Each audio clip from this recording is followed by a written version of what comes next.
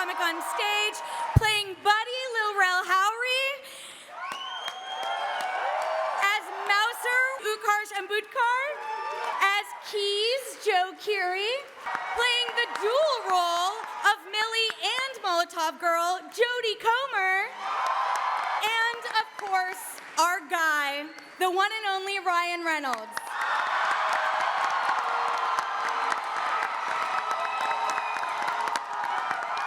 How did you two come together on this project, and kind of how did the idea of Free Guy originate?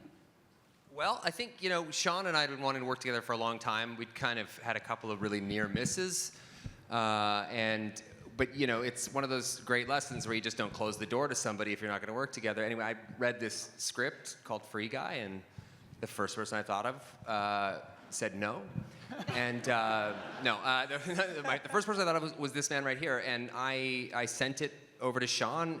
He read it, and I think it was just like an hour later, you were like, I'm in. Yeah, well, I like everybody in this room, I'm just a mad fan of Ryan Reynolds. I mean, the guy, and so as Ryan said, we came close to doing a few movies together in the past, and even though he broke my heart, I literally took all those feelings and just shoved them deep down inside, and it gave me a chance for this moment to happen. When I describe the world of Free City to people, it's kind of like Grand Theft Auto meets Fortnite. You guys get those references? Some pretty major games.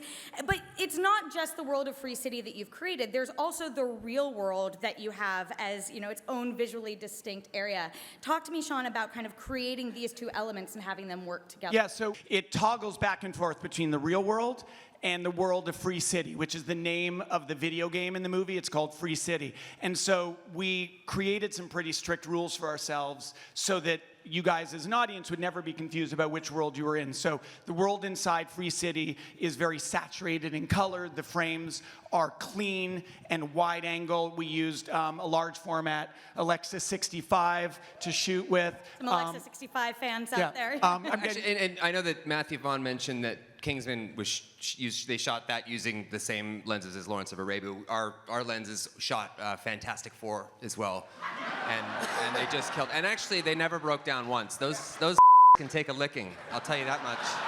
It was really great. Yeah, so we use those cameras inside a video game, and then the real world is much more handheld. We shot it on a regular Alexa 35 with anamorphic lenses, and it's just messier operating, messier frames, because real life is messy, but the world inside the game is a little more aspirational, a little more heightened reality. Yeah. Jodie, in this, you play two different versions kind of the same character as well. You have Millie, and then you have Molotov Girl, which is kind of your avatar within Free City. Talk about how you created these two versions of the same character to be pretty different from each other, but still have that same root base of being Millie. Yeah, I mean, there were a lot of conversations with Shawn at the start of this process, and I think the biggest thing for me was the physicality of her. Obviously, we had the help of the incredible hair and makeup department, but when we first meet Millie, she's quite defeated by the world, and her avatar, Molotov, is so empowered. So there's a real distinct difference in the way that they move.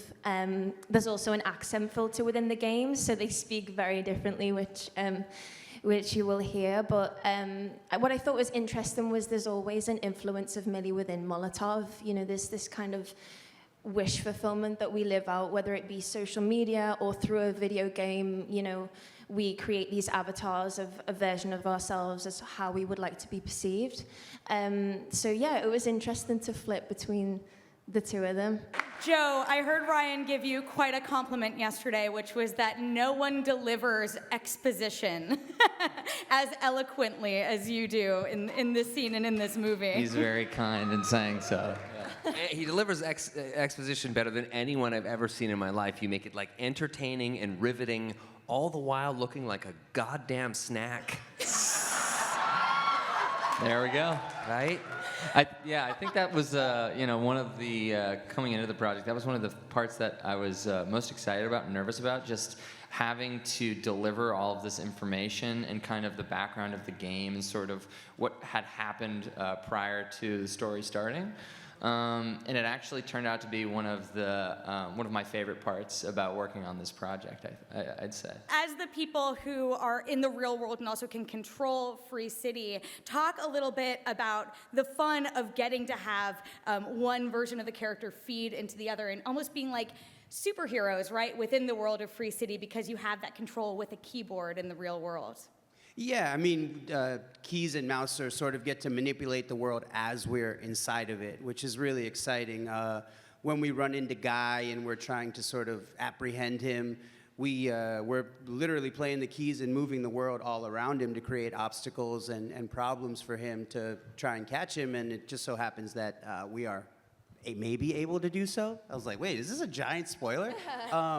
Any gamers, you're gonna see there's so many callbacks to the games that we know and love, and I don't wanna give any of them away because they're so special.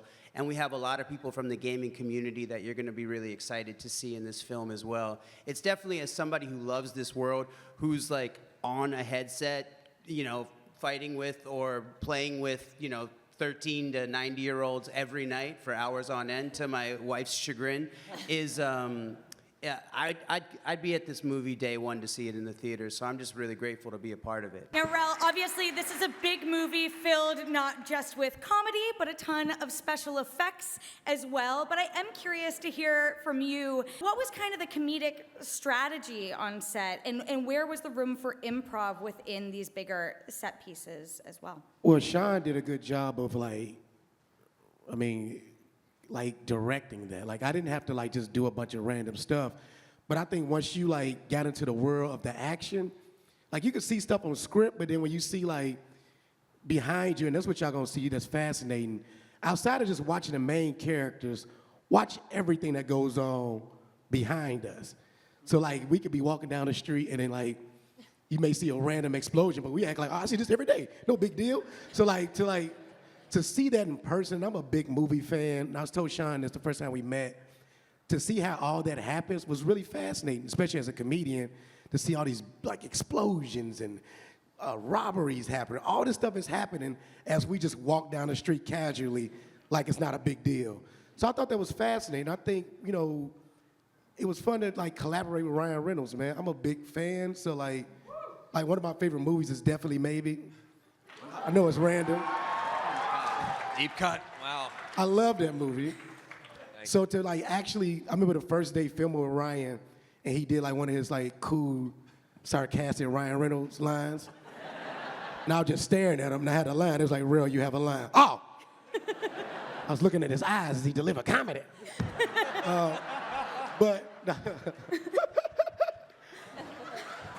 So this was a dream come true to work with Ryan, and to do it in an action comedy was so much fun, man. So thanks for letting me be a part of this.